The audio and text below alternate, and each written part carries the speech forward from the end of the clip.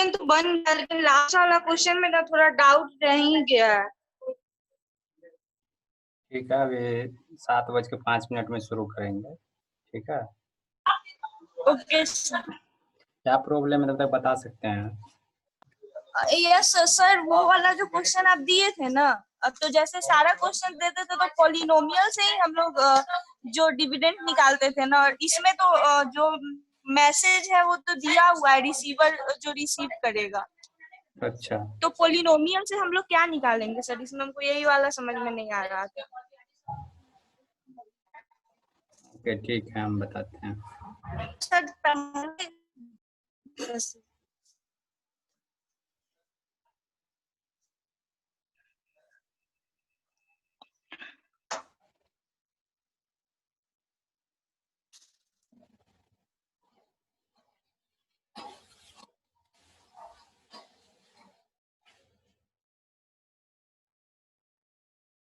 Answer देखिए, देखिए answer. Yes sir. इसमें सीधा सीधा है कि हमारा रिसीवर जो मैसेज रिसीव किया, ऊपर वाला क्वेश्चन हम दिखाते हैं थोड़ा। सर इतना हम किए हैं, इतना हमको समझ में आ गया है। हाँ, लेकिन सर सेंडर रिसीवर का जो बॉक्स बना करके हम लोग करते थे ना,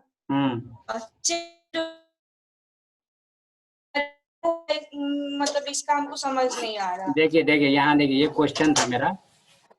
इसमें क्या था कि मैसेज तो ये था ही मेरे पास, अब पोलिनोमियल का ये था इक्वेशन, ये था पोलिनोमियल का इक्वेशन, ये था मैसेज। तो सेंडर रिसीवर जो रिसीव करता था मैसेज, अपना मैसेज तो रिसीव करता था, साथ में उसका रिमाइंडर रिसीव करता था। ठीक है, ये सारे के सारे मैसेज यहाँ रिसीव होता था। तो उसके बाद फिर से क्या करते थे, ये जो मेरा पोलिनोमियल का इक्वेशन था, उससे जो हमको इक्वेशन प्राप्त होता था, इससे इसमें डिवाइड करने के बाद लास्ट में अगर 0 आ जाता था रिमाइंडर, इसका मतलब उसको सब चीज ओरिजिनल। हाँ, अब यहाँ पे देखिए क्वेश्चन आपका क्या था कि ये पोलिनोमियल इक्वेशन दिया हुआ था और मैसेज रिसीवर को रिसीव हुआ है, इसमें रिमाइंडर ऐड करके भेजा गया है। अब हमको इसमें चेक करना है क्या ये मैसेज सही पहुंचा है कि नहीं पहुंचा है, सही यही चेक करना था। तो यही ये चेक करके बताया है, अगर ये लास्ट में रिमाइंडर 00 नहीं आया, इसका मतलब मैसेज एरर था, है ना? एरर है। यस यस यस सर, वही जो ऐड कर दिया था ना, तो वही वाला समझ नहीं आ रहा था जो कैसे हो गया। समझ में आ गया अभी? यस सर, अभी समझ में आ गया। और कोई अभी तक में कोई सर प्रॉब्लम? इससे पहले वाला जो क्वेश्चन था जो कल गलत आ रहा था, उसका सही आंसर आ गया। चलिए अच्छी बात है कि खुद से अगर सही आंसर आ गया तो ये तो बहुत बड़ी बात है। एक्चुअली में अभी हम लोग की तरफ बहुत ज़्यादा बारिश हुई है, इसी कारण से थोड़ा मौसम खराब है और नेट का भी प्रॉब्लम चल रहा है। और बताइए, और कोई प्रॉब्लम है अभी? अगर यदि आप लोग को थोड़ा प्रॉब्लम हो रही है, यही 2 क्वेश्चन था। अगर प्रॉब्लम हो रही है थोड़ा नंबर सिस्टम में, जैसे कि आपको कल आप ही बोले थे कि सर एक्सऑर ऑपरेशन हमसे नहीं हो पा रहा है, नंबर सिस्टम में अगर प्रॉब्लम है तो बोलिएगा, सिस्टम का भी हम क्लास 1-2 ले लेंगे, इसमें पूरा एक्सऑर और एंड नैंड गेट सारा गेट क्लियर हम करवा देंगे। ठीक है, तो वो जब जरूरत होगी लास्ट में तो बताइएगा। अब शुरू करें आज का क्लास? Yes sir. चलिए ठीक है। अब ये तो अभी तक में मेरा क्या था, हम क्या पढ़ रहे थे अभी तक में?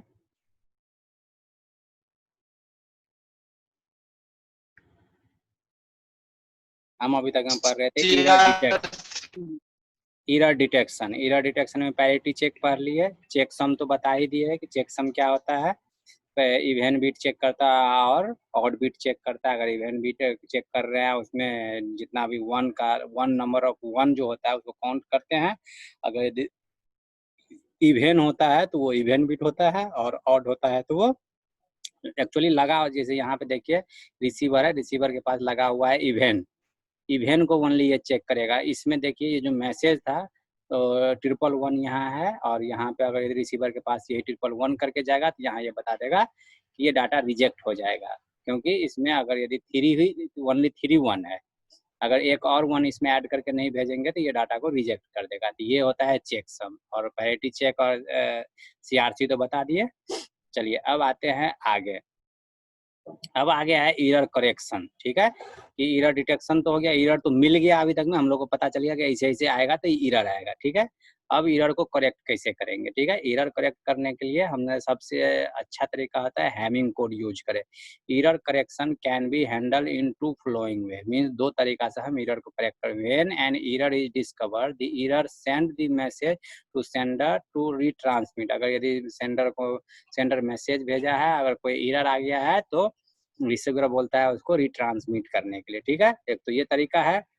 दूसरा तरीका है कि receiver can use A error correcting code. एक है कि अगर यदि रिसीवर को मैसेज रिसीव हो गया है और वो रिट्रांसमिट सेंडर से नहीं करवाना चाहता है तो खुद ब खुद उस एरर को करेक्ट कर ले, ठीक है। एरर करेक्टिंग कोड को यूज करके with automatically correction, means certain error, कुछ ऐसा एरर होता है जो रिसीवर अपने आप अपने तरीका से उसको करेक्ट करने को। पहले हम लोग क्या करते हैं कि घर में इलेक्ट्रिसिटी लगा हुआ है सबके घर में, उसमें कोई वायर में फॉल्ट आ गया या कोई किसी कारण से प्रॉब्लम हो गया, तो हम लोग सबसे पहले क्या करते हैं, हम लोग खुद से थोड़ा वायर को चेक करते हैं, चाहिए वायर जला है कि जला नहीं है, तो वायर कनेक्शन टूट गया है या कोई चूहा उसको काट दिया है। अगर यदि ऐसा कुछ प्रॉब्लम आता है तो हम लोग पहले उसको खुद से दूर करने की कोशिश करते हैं। यही बोल रहा है receiver, receiver can use an error correcting code when automatically correct, means receiver कुछ देर के लिए कुछ ऐसा चीज होता है जो खुद से करेक्ट करने की कोशिश करता है। अगर यदि इसके लिए सबसे बेस्ट एग्जांपल है Hamming code. Hamming code use करके उसको खुद से करेक्ट करने की कोशिश करता है। अब है कि हैमिंग कोड क्या होता है, देखिए Hamming code use for both error detection and error correction. ये जो हैमिंग कोड होता है वो एरर डिटेक्ट करने के लिए होता है और उसको करेक्ट करने के लिए। This can detect more more than one error, means एक से ज्यादा एरर होता है तो उस कोड का यूज किया जाता है। देखिए इसमें हम क्या यूज करेंगे, इसका एक फार्मूला होता है 2 to the power r greater then m plus r plus 1, जहाँ पे r होता है redundant bit, number of parity bit, ठीक है। हम एग्जांपल में क्लियर कर देंगे। m होता है मैसेज बिट, ठीक है, r मीन्स रिडंडेंट बिट। अब देखिए so if m is equal to 7, अगर m इज इक्वल टू 7 है देन रिडंडेंट बिट होगा r इज इक्वल टू 4। अब r इज इक्वल टू 4 कैसे होगा, क्योंकि so these bit are allocated 2 to the power 0, इसमें जो भी होगा 2 to the power 0। m का नंबर कितना है 7, 7 से छोटा हमको रखना है, मीन्स तो यहाँ देखिए 2 to the power 0, 2 to the power 1, 2 to the power 2, position means at P1, P2, P4 and P8, समझ गए। so if m is equal to 3 then redundant bit r is equal to 3, so these bit are allowed to the power 0, 1 and 2 means 1, 2 और 4। इसका position इस हिसाब से decide होता है कि किस तरह से हम इसको m और n का यहाँ पे वैल्यू पुट कीजिए और उस हिसाब से मेरा वैल्यू निकल के आता है कि कितना बिट इसमें डाला जाएगा। अब यहाँ एक एग्जाम्पल है, देखिए एग्जाम्पल में क्या है 1 0 0 1 1 0 1, ये कितना बिट है 7 बिट। अब 7 बिट है तो इसमें जो उसका रिडंडेंट बिट जो होगा वो कितना होगा 4, और 4 होगा तो P1, P2, P4 और P8। अब ये निकालना जान गए। यहाँ पे देखिए, यहाँ पे इस फॉर्मूला में अगर m मैसेज यहाँ पे पुट कीजिए, m का वैल्यू 7, तो हमारा निकल के आएगा 2 to the power 1, 2, 4 और 8, ठीक है 4 में यहाँ अगर यदि हमारा मैसेज बिट 1 0 0 1 1 0 1 है, 7 बिट का मैसेज है, तो इसमें हम अभी ऊपर में जस्ट बताया है यहाँ रिडंडेंट बिट 4 बिट होगा, P1, P2, P4, P8 at the remaining position भी फिट द ओरिजिनल मैसेज, ठीक है। अब इसको हम बताते हैं कि इसको अब ये जो मेरा मैसेज था इस मैसेज को हम फिट करने की कोशिश कर रहे हैं, ठीक है।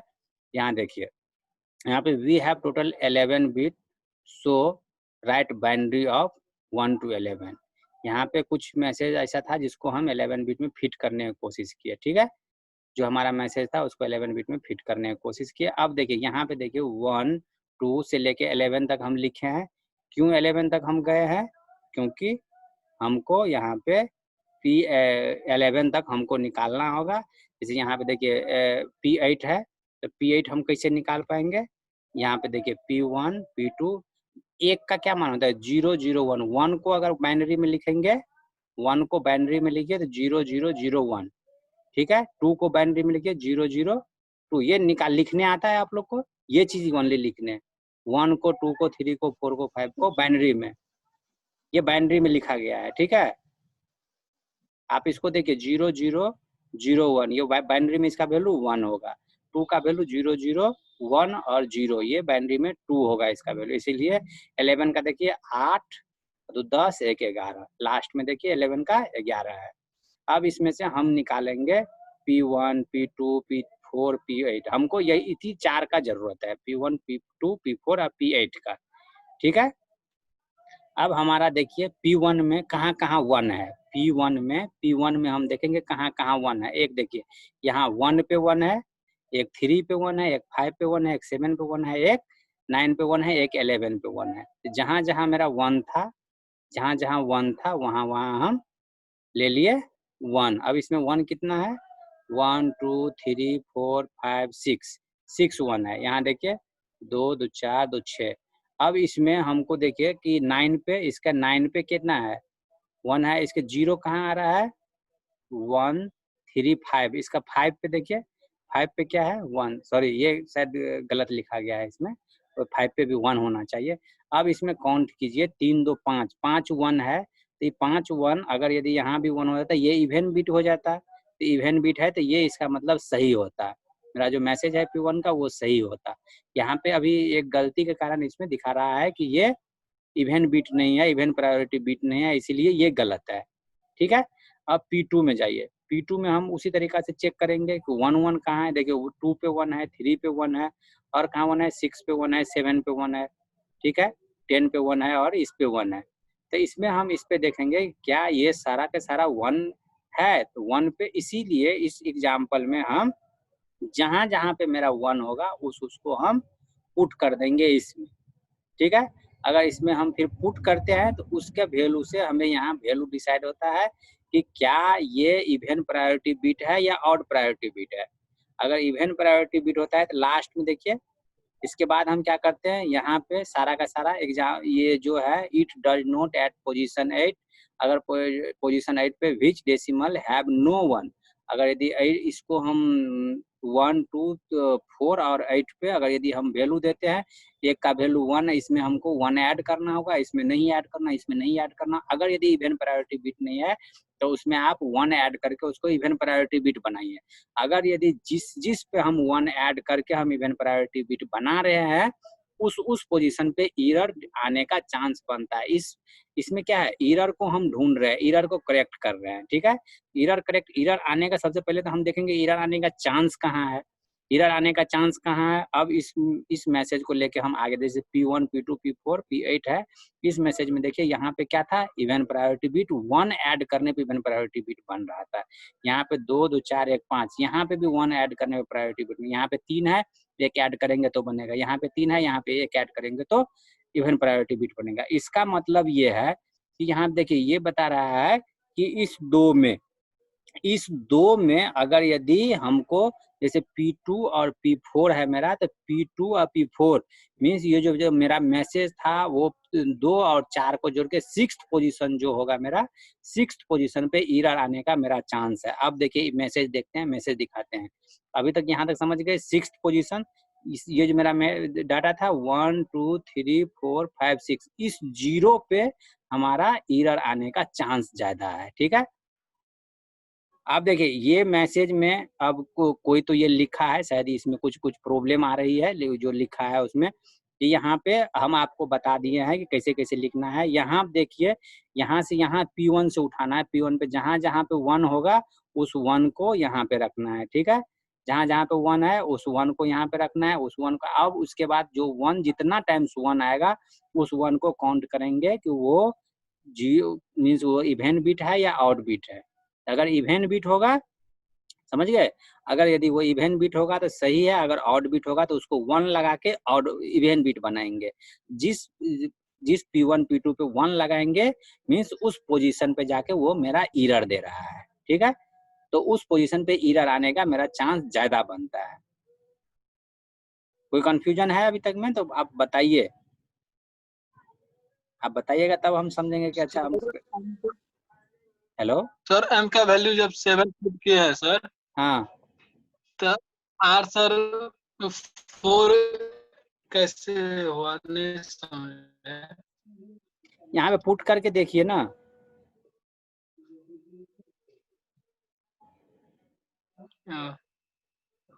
यहाँ पे पुट करिएगा, यहाँ लॉग इक्वेशन लगेगा, पूरा का पूरा लॉग लगाना पड़ेगा यहाँ पे इस आर को फाइंड करने के लिए। इधर भी आ रहा है, इधर भी आ रहा है, इस आर को दोनों को एक तरफ लेके आना पड़ेगा आपको, लॉग लगाना पड़ेगा। लॉग लगाइएगा तो इसमें आर का वैल्यू आपको 4 आएगा। आप इसको निकालिए, इसलिए तो हम बोले आपको निकालिए इसमें इसका वैल्यू। लॉग लगाने पे इसमें इसका वैल्यू आएगा 4। इसके बाद जो भी मेरा जैसे 4, जैसे इसमें मेरा 4 वैल्यू आया, ठीक है, तो 4 इसका फॉर्मूला है 2 के पावर ऊपर में जो आर है, आर के जगह पे 0 1 2 4। स्टार्टिंग इसमें हम 0 से करेंगे, हमेशा याद रखिए, ऐसा नहीं कि 1 से स्टार्ट करके 4 तक जाएंगे, 0 से स्टार्ट करके हमको 4 तक जाना है। 0 से स्टार्ट किए 4 तक गए तो P1 P2 P4। यहाँ पे अगर m का वैल्यू हम 3 रखते तो r का वैल्यू भी 3 आता, r का वैल्यू 3 आता तो 2 के पावर 0 1 2, ठीक है, ओनली 3 वैल्यू हम लेते हैं। इस तरीके से मेरा यहाँ एग्जाम्पल है 7 बिट का है, मैसेज आएगा, मैसेज है 7 बिट का। तो अब 7 बिट है तो यहाँ पे हमको पता है कि 7 बिट में आर का वैल्यू 4 होता है, इसीलिए ये चारों वैल्यू को लिए। अब इन चारों वैल्यू के लिए यहाँ पे मैसेज हम लिख दिए, ये लिखना कोई जरूरी नहीं। यहाँ पे देखिए 11 बिट, हमको पहले हम ये देखेंगे कि ठीक है हमको कहाँ तक हमको जाना है, कहाँ तक लेना है। अगर यदि ये 4 वैल्यू लेते हैं, जैसे कि हम क्या बोलते हैं कि 8 बिट में कोई भी चीज को हम 8 बिट में, जैसे बाइनरी डिजिट का बात करेंगे तो 8 बिट का ही हम बात करेंगे, ठीक है, 8 बिट का बात करेंगे। इसीलिए हम यहाँ इसको 11 तक लिए हैं। आप 15 तक भी ले सकते हैं, कहीं कितना भी ले सकते हैं, लेकिन यहाँ 7 बिट है तो इसीलिए 7 बिट में ही बात कीजिए। और 7 बिट बोल रहे हैं, 8 बिट में, अगर 7 बिट है तो 8 बिट में इसको बात कीजिए। अगला आप एग्जाम्पल लिख लीजिए, इस एग्जाम्पल को आप करके देखिएगा, नहीं होगा फिर हम इस एग्जाम्पल को हम बताएंगे, ठीक है, अगले क्लास में हम बताएंगे। If sender send this message and receiver receive this message, so which position error is occurred, means कि कौन सा ऐसा पोजीशन है जिसपे एरर आने का चांस ज्यादा बनता है।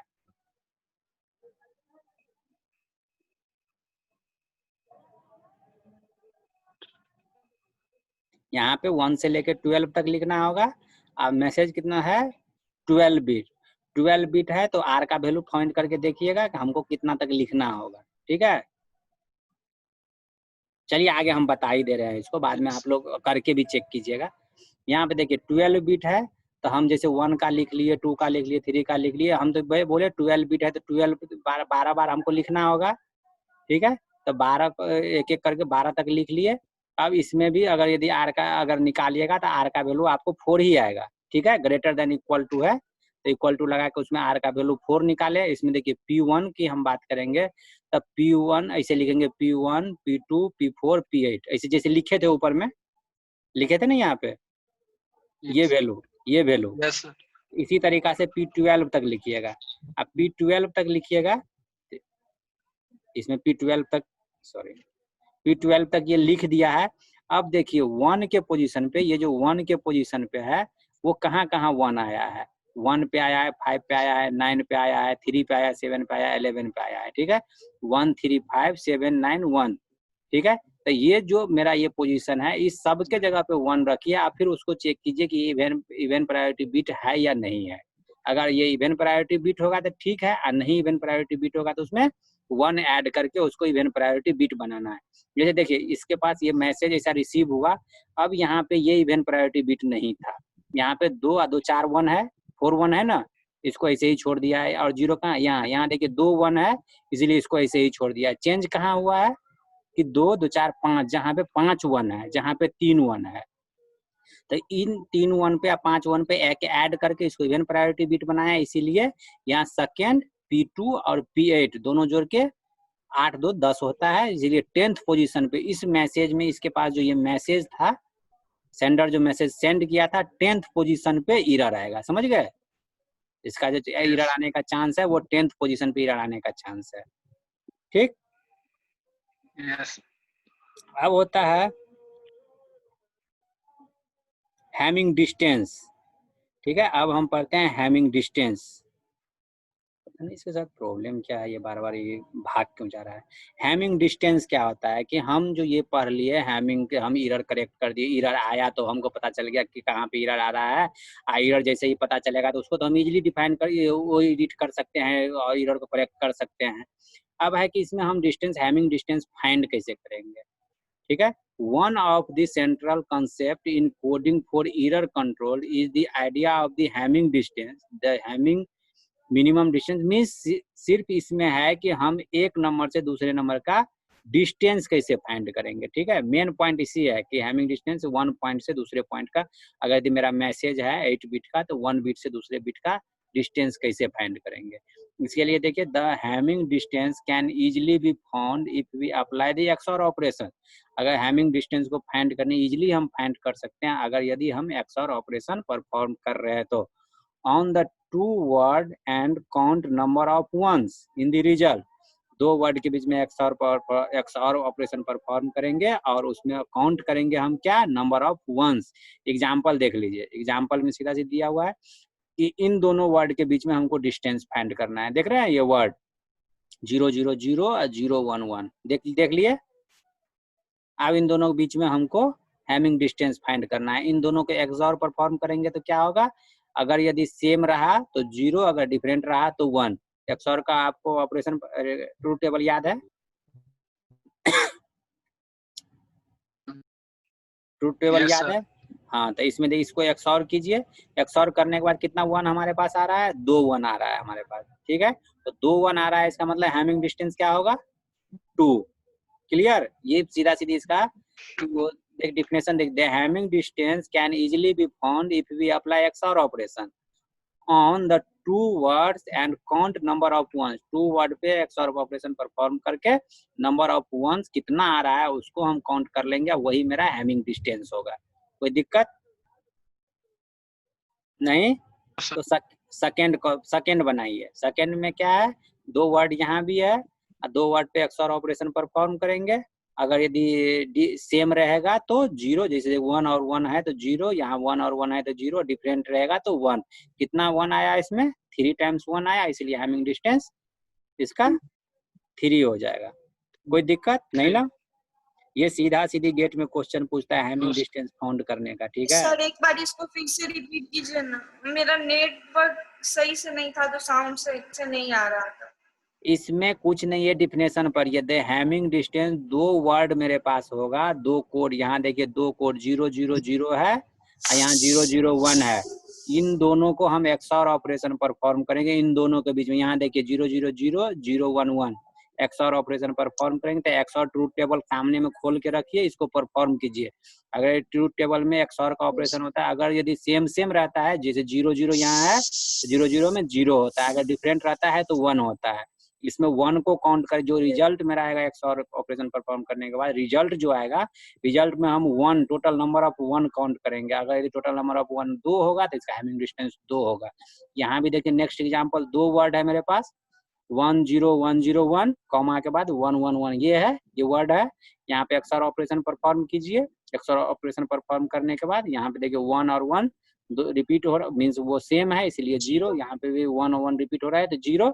इसमें कितना बचा, 3 1, इसको काउंट करेंगे 1 3, इसलिए हैमिंग डिस्टेंस इसका 3 हो जाएगा। डायरेक्टली देखो छोटा क्वेश्चन है पर हैमिंग डिस्टेंस अगर यदि कोई पूछ देता है तो अच्छा, अरे हैमिंग डिस्टेंस क्या है, छोटा सा क्वेश्चन था, कहीं याद ही नहीं आता है, इसलिए छोटा छोटा चीज को याद रखिए। ऊपर में एरर जो करेक्शन था या एरर डिटेक्ट कैसे करते हैं, कहाँ कौन सा पोजीशन पे एरर आ रहा है, वो भी इजी है, आप लोग थोड़ा ध्यान से कीजिएगा। अगर यदि एग्जाम्पल आप लिखना चाहते हैं तो ये मैसेज लिख लीजिए, ठीक है। इस मैसेज को लिख के, इसमें 12 बिट है, किस पोजीशन पे एरर आएगा वो आपको पता करना है। वो हम बता दिए हैं कैसे एरर को पता करना है। 2 to the power r greater than equal to m plus r plus 1, वो फॉर्मूला है। उस फॉर्मूला को r निकालिए, r से हमें ये पता चलता है कि कितना बीट हमको, कौन कौन सा बीट लेना है। और बीट कैसे हम लेंगे, 2 टू द पावर जितना रिडंडेंट बीट आएगा वो 2 टू द पावर 0 उतना बीट तक आगे बढ़ाएंगे और उसके बाद उसको हम फाइंड करेंगे, ठीक है।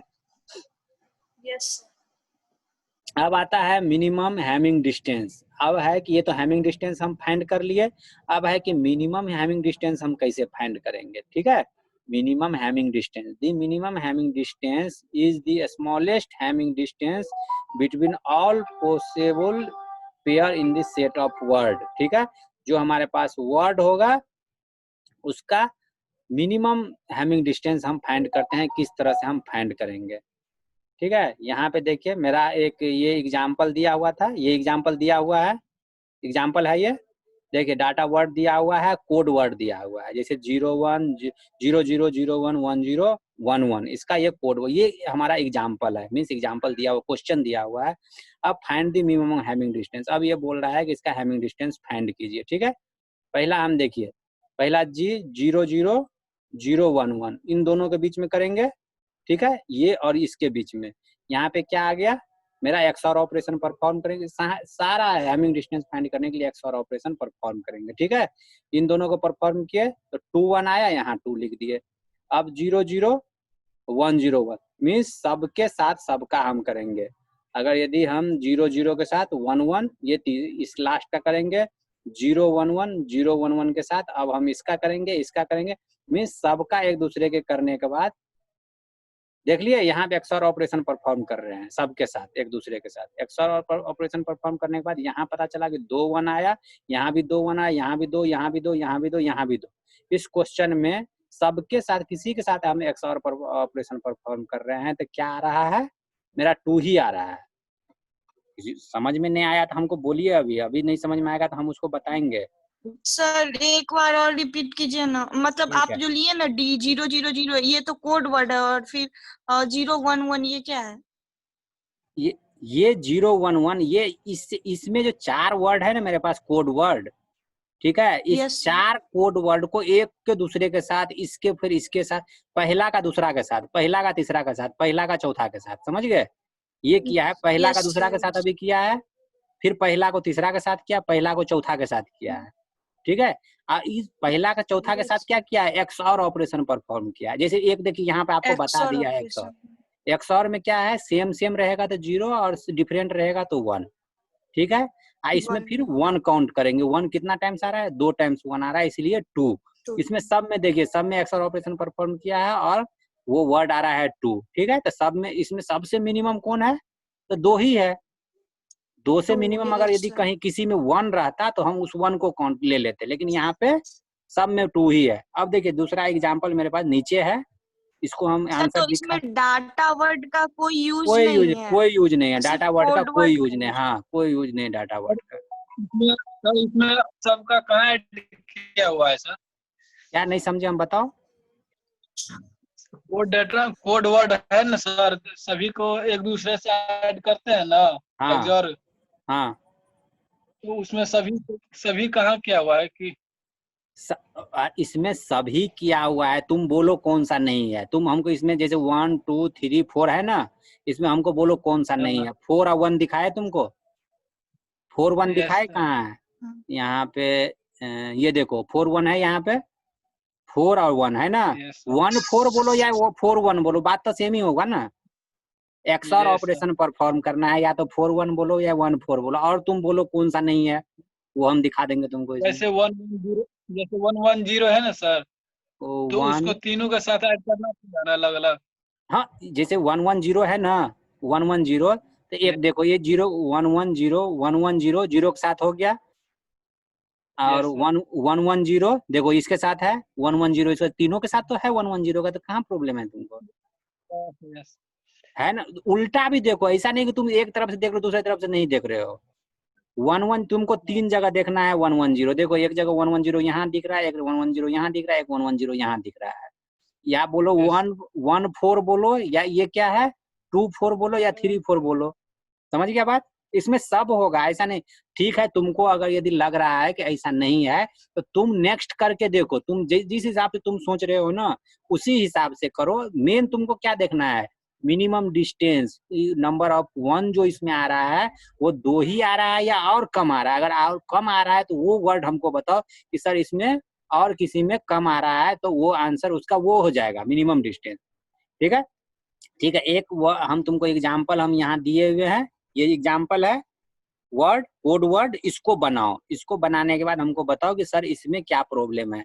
इसमें भी 4 है, 1 2 3 4 है, इसमें भी 4 है, तो इसको आप बना के देखिए कि ये कैसे बनेगा। 2 टू द पावर 4 हो जाएगा, 2 दूना 4 दूना 8 दूना 16, 16 पेयर इसका बनेगा। ठीक है, 16 पेयर बनाने के लिए जैसे 1 और 4 है, तो 4 1 को हम क्यों फिर लिखेंगे? 1 4 लिख दिए तो 4 1 नहीं लिखना पड़ेगा ना हमको। तुम बोल रहे हो अगर सर हमको लिखना पड़ेगा, ठीक है, तुम आप लिख के बनाइए। तो फिर जो अगर एग्जाम्पल हम दे रहे हैं तो उसमें शॉर्टकट भी थोड़ा चलना पड़ता है ना। शॉर्टकट ये है नहीं, बस आपके दिमाग में शॉर्टकट चल रहा है, वो शॉर्टकट बिल्कुल भी नहीं है वो चीज। आप इसको करके देखिए, इसको करिए और फिर हमको बताइए हैमिंग डिस्टेंस का मिनिमम हैमिंग डिस्टेंस क्या होगा।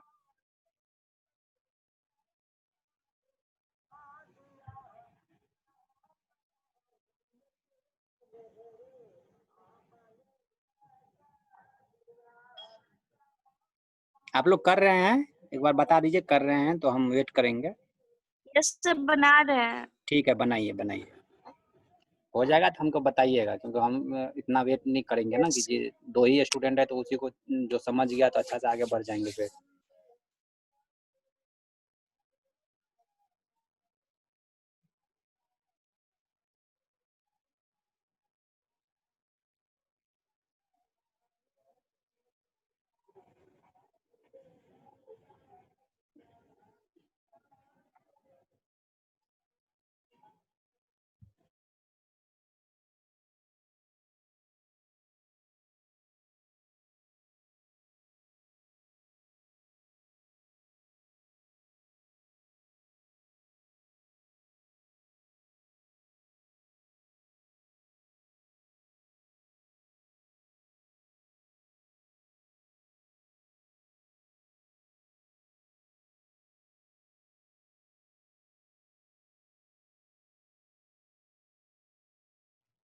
सुप्रिया आप बोलिए इसमें क्या समझ में नहीं, जो समझ में आपको नहीं हुआ होगा, ये सब क्वेश्चन सोल्व कर रहा है, हम आपको बताएंगे। सुप्रिया आप बोलिए इसमें क्या समझ में नहीं आया, वो हम फिर से रिपीट करेंगे। यस सर, सर कुछ भी समझ में नहीं आया कि सर क्वेश्चन क्या बोल रहा है। आपको एक्सऑर ऑपरेशन परफॉर्म करने आता है? Yes sir. एक्सऑर टेबल, ठीक है, एक्सऑर टेबल खोलिए। अभी तक में हम इसको बताए थे, ये तो थोड़ा टफ क्वेश्चन था ऊपर वाला छोड़ के, हम आपको हैमिंग डिस्टेंस, अभी तक में ये है ना कि हम बताए इसको कि कहाँ पे अगर यदि हमारे कोई डिजिट वर्ड है तो वर्ड में कहाँ पे एरर आ जाएगा। अगर अभी एरर करेक्शन देखिए, एरर करेक्शन यानी एरर डिटेक्शन इसको पढ़ाए थे। ठीक है, तो एरर में कोई बीट हम दिए और सेंडर भेजा, रिसीवर को रिसीव हो गया, तो रिसीवर पूछेगा, रिसीवर को पता होना चाहिए कि कहाँ एरर आया है। एरर आया है तो उसको करेक्ट करना आना चाहिए। ठीक है, करेक्ट नहीं कर रहा है तो ये बोल रहा है, 2 तरीका से हम एरर को डिटेक्ट या करेक्ट कर सकते हैं। पहला है व्हेन, जब एरर आता है तो रिसीवर कुछ नहीं करेगा, सेंडर को बोलेगा कि ये इसमें पैकेट में एरर आ गया, तुम फिर से भेज दो। ठीक है, तो ये तो सबसे इजी तरीका है। लेकिन दूसरा तरीका है कि छोटा-छोटा अगर एरर आता है तो ये रिसीवर बोलता है कि हम फिर से डाटा को ट्रांसमिट करने के लिए क्यों बोले, हम खुद से उसको एरर को सही कर लेते हैं। तो सबसे अच्छा तरीका है कि, और अगर यदि एरर किसी बीट में आ गया है तो हमें ये पता होना चाहिए कि एरर कहाँ पे आया है। ठीक है, अगर यदि ये मेरा एग्जाम्पल जैसे नीचे देखिए, ये मेरा मैसेज है, 7 बिट का मैसेज है, तो इसमें हमें अगर पता चल जाएगा कि 6 बिट पे एरर आया है तो सबसे इजी हो जाएगा ना एरर को करेक्ट करना। अगर यदि हमको इस 7 बिट में पता नहीं चलेगा कौन सा बीट पे एरर है, यही बीट हम पता कर रहे थे कि कौन से बीट पे एरर आ रहा है, तो इसमें हम इसको बताए। इसमें ये एक फार्मूला है, इस फार्मूला को देखिए, रिडंडेंट बीट है, एम मींस मैसेज है। इस फार्मूला जैसे कि 7 बिट का मैसेज होगा तो इसमें क्या करेंगे कि हमको पता चलेगा कौन से बीट पे एरर आने का संभावना है। इसमें जैसे इस प्रॉब्लम को हम दूर की, प्रॉब्लम थोड़ा लंबा प्रॉब्लम है, ठीक है, बाद में हम आपको बता देंगे, और उस सब का क्वेश्चन बन गया होगा। ठीक है, तो इसमें हम पता करके ये देख लिए कि इसका 6th बी पोजीशन जो है, इस पे हमको एरर आएगा। ये क्वेश्चन था, इसको हम एक एग्जांपल, नेक्स्ट एग्जांपल भी सोल्व करवाए, इसमें पता चला कि इसका 8th पोजीशन पे एरर आ रहा है, 10th पोजीशन पे एरर आ रहा है। अब इसके बाद है कि हैमिंग डिस्टेंस, एक बीट से दूसरे बीट के बीच में हम एरर पर डिस्टेंस कैसे फाइंड करेंगे। ठीक है, ये इजी है, तो चलिए वो बाद में हम बताएंगे, पहले ये देख लीजिए कि ये एग्जाम्पल है मेरा, ये 2 वर्ड है मेरा, जैसे कि 000 और एक है 011, इन दोनों के बीच में हम डिस्टेंस कैसे फाइंड करेंगे? तो इन दोनों को हम लिख देंगे, इसमें XOR ऑपरेशन परफॉर्म करेंगे। XOR ऑपरेशन टेबल में क्या होता है, अगर 0 सेम है तो वहां पे 0 हो जाता है, जैसे 11 भी रहता है तो 0 हो जाता है, और डिफरेंट होता है तो 1 होता है। तो इसमें फिर जैसे जो मेरा रिजल्ट आएगा उस रिजल्ट में हम काउंट करेंगे total number of 1। Total number of 1 यहाँ कितना है, 2, इसीलिए हैमिंग डिस्टेंस का 2 हो जाएगा। नेक्स्ट एग्जांपल है, ये एक वर्ड है, ये एक वर्ड है, ये वर्ड और ये वर्ड, इसमें फिर से हम XOR ऑपरेशन परफॉर्म करेंगे, फिर काउंट करेंगे टोटल नंबर ऑफ 1 कितना है। टोटल नंबर ऑफ 1 यहाँ काउंट किए तो 3 आया, इसीलिए इसका हैमिंग डिस्टेंस 3 हो जाएगा। ठीक है, अब होता है कि मिनिमम हैमिंग डिस्टेंस हम कैसे फाइंड करेंगे? आपको सुन रहे हैं सुप्रिया? यस सर, समझ में आ रहा है? समझ में आ रहा है? अब है कि ये मेरे Yes, पास sir. डाटा वर्ड है, ये कोड वर्ड है। ठीक है, तो हमको इसमें कोड वर्ड में हमको बोल दिया, ये क्वेश्चन है मेरा, इसमें बोल रहा है कि मिनिमम हैमिंग डिस्टेंस फाइंड, ये देखिए क्वेश्चन है मिनिमम हैमिंग डिस्टेंस फाइंड करने के लिए। तो सर ये वाला बन गया क्वेश्चन। ठीक ठीक है, आप वेट बन गया कीजिए, क्वेश्चन सर। जस्ट 1 मिनट, इसको हम समझा दे रहे हैं, फिर हम आ रहे हैं। ये देखिए यहाँ पे दो, जैसे कि यहाँ पे 4 वर्ड है, 1 2 3 4 काउंट करेंगे तो 4 वर्ड है। अब 4 वर्ड में हमको निकालना है मिनिमम डिस्टेंस किस किस के बीच में है। ठीक है, इसका मिनिमम हैमिंग डिस्टेंस क्या है? तो पहला का हम तीनों के साथ निकालेंगे, जैसे पहला है, पहला और दूसरा के साथ, पहला तीसरा के साथ, पहला चौथा के साथ, इन दोनों तीनों के साथ क्या करेंगे, XOR ऑपरेशन परफॉर्म करेंगे। XOR ऑपरेशन परफॉर्म किए, यहाँ पे जो इसका रिजल्ट आया उसमें काउंट करेंगे नंबर ऑफ 1। नंबर ऑफ 1 यहाँ पे 2 है, इसका और इसका देखिए सबका XOR ऑपरेशन परफॉर्म किए, ये रिजल्ट आया, सब में काउंट कीजिए नंबर ऑफ 1 कितना है, दो सब में 1 है, इसीलिए इसका हैमिंग डिस्टेंस लास्ट में देखिए एग्जाम पर इसका आंसर आया हैमिंग डिस्टेंस 2 है। अब इसको हम ये क्वेश्चन दिए हैं, ठीक है, आप भी सॉल्व कीजिए इस क्वेश्चन को। क्या आया इसका मिनिमम हैमिंग डिस्टेंस? आप लोग आप आंसर दीजिए। 3 आया है, ठीक है, हम आगे बढ़े, दोनों को 3 है। यस सर 3 आया, यस। ठीक है, आप देखिए सही है आपका आंसर। Yes sir. ठीक है, समझ में आ गया मिनिमम हैमिंग। अब जो सुप्रिया है आप उस क्वेश्चन को सॉल्व कर सकती है। आप इस क्वेश्चन को, ये जो क्वेश्चन है देख के उसको अगर आप सॉल्व करने का मन है सॉल्व कीजिए, नहीं तो देख लीजिए ये आंसर, इस सबको दोनों को समझ गया था, ये सब दोनों का आंसर सेम आया 3। अगर आप भी इसको समझ गए होते तो आपका भी आंसर शायद 3 आता।